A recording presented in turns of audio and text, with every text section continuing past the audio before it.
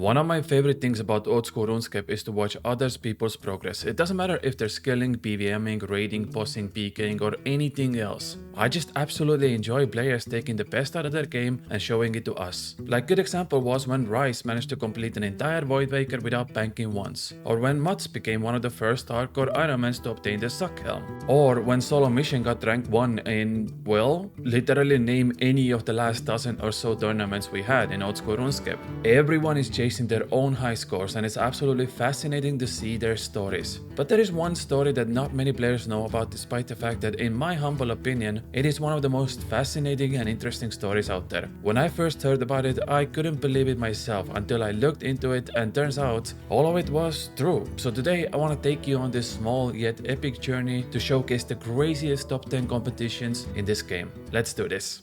This is Hpor. It is the only farming boss in old school RuneScape and it's fairly simple to kill. The objective here is to attack Hpor until 4 saplings spawn at the corners, take those out which all can be one hit, and then continue focusing the boss. Players are often recommended to bring range, defense armor and prey range, and the boss has one single unique mechanic where it stops the players from moving and you need to click away, otherwise Hpor deals up to 50 damage to you. Once you defeat Hpor, you have a chance to gain some seeds and the bottomless bucket. It's a fairly simple task, but somehow what I'm about to show you next has completely changed how high scores in old school RuneScape work and how competitive this boss really is. First of all, we have to start with the fact that this high score is impossible. I mean, literally, it is impossible to get these numbers on this boss. So how did they get them? Well, let's go through some simple math first. Hpor was released in January 10th, 2019. That was over 41,000 hours ago. Top rank has less than 1,500 KC currently, and since it would take on average like 32 hours for 1 KC, which would mean that in order to get that KC, it would take around 48,000 hours. So how is it possible that the boss has been out for 41,000 hours, but rank 1 has 48,000 hours worth of KC?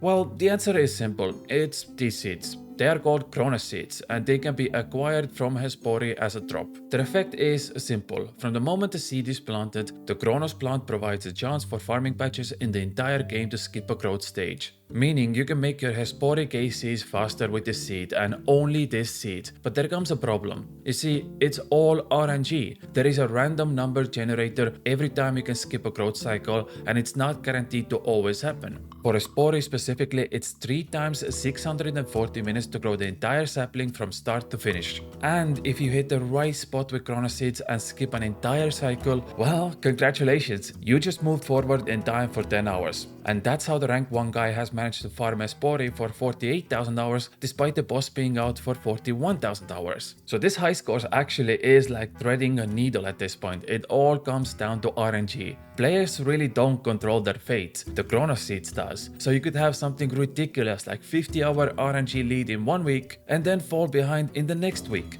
It all depends on your farming cycles and saving those precious 640 minutes, which are so vital to winning the high scores. Is the Hpor tree gonna grow in 22 hours or 32 hours? That's the question here. The rank 2 German guy even commented saying this really is pure RNG. In about 1,400 KC he did, there was 2 examples where the Hpor grew literally in few seconds after being planted. Meaning, technically it's not only possible to skip 1 cycle, aka 10 hours, there is a world where you can skip all 3 cycles with Chronos seeds in a matter of seconds, saving you 32 hours of progress. But again, this is super rare and that's why it's only happened to him twice in 1,400 KC. We can see right here as a good example. German guy was ready to take over the number 1 spot on the high scores like 1 month ago. Literally 1 KC away from getting rank 1. And now we're back to 5 KC difference again because the RNG just isn't there. For comparison, 5 KC is about 150 hours of progress give or take without the seeds. And this has been going on for years. Back and forth, back and forth. The battle continues no matter what. But the results are always extremely close. I found this high score picture from Web Archive. This was exactly 2 years ago, October 2021. And look at the top 2 guys. Romo and German guy are still extremely close, just like today. The difference between them, even back then, was just 9 KC.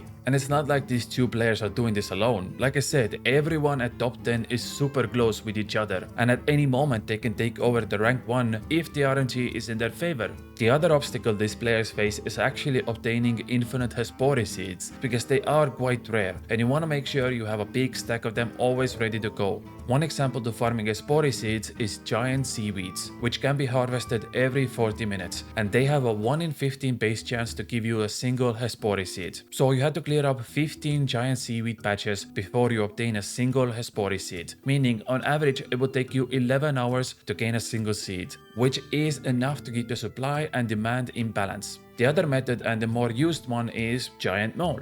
No. The boss itself doesn't drop Hpor seeds, but there is a tricky and clever way to buy Hpor seeds from Grand Exchange. Firstly, you buy the mole skins and claws, which are very expensive, so you do need a budget for this. Then you go to Falador and trade them in for seed packs. Now you would think that from these seed packs you can get Hpor seeds, right? No, wrong. From these seed packs we want the spirit seed, and if we trade in the spirit seed with the farmer in the farming guild, we get another seed pack, and in those seed packs you have 1 in almost 9 chance to gain a single Hpor seed. It is the most ridiculous and expensive way to get them, but again, technically you can buy Hpor seeds from the GE. On average, getting 1 single spirit seed from mold parts is around 600 mold skins, which costs currently almost 4 million GP, and that's not even guaranteed to give you an Hpor seed. On average, you would have to spend about 6 million GP just to obtain a single seed. The good thing is that you can actually sell everything back you obtain from seed packs, and funnily enough, Wiki even states that doing this currently is actually profitable. So if you ever wanted to obtain Hpor seeds fast, now is your chance while you have the time. Those are the two main methods everyone on the high score is getting their Hpor seeds. And obviously, completing your farming contracts, harvesting everything else like fruit trees, also gives you Hpor seeds. So there are multiple other methods as well if that's your thing, but those two are the fastest.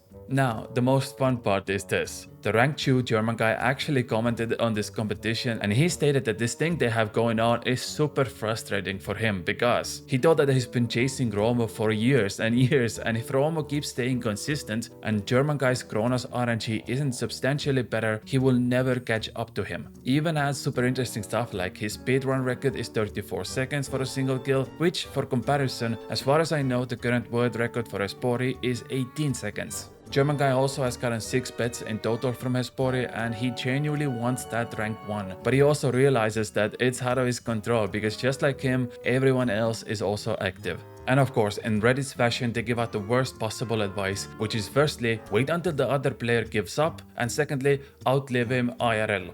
Yeah, never change Reddit.